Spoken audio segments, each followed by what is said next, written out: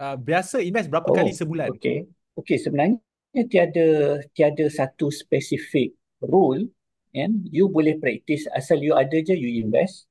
You get money je you invest. Kalau you tak tahu nak invest dekat mana, kita belajar dekat dalam kita punya modul, kita boleh park dekat bond sebagai contoh. Kita boleh park dekat money market yang mana kita tak perlu risau sangat tentang naik turun harga sebab harga yang naik turun tu adalah lebih kepada pasaran saham. So secara monthly terpulang, kalau you let's say every month dapat gaji, you nak set aside terus transfer ke dalam unit trust pun boleh. Tak semestinya every time nak transfer kena kaji, every time nak transfer kena kaji, tak perlu.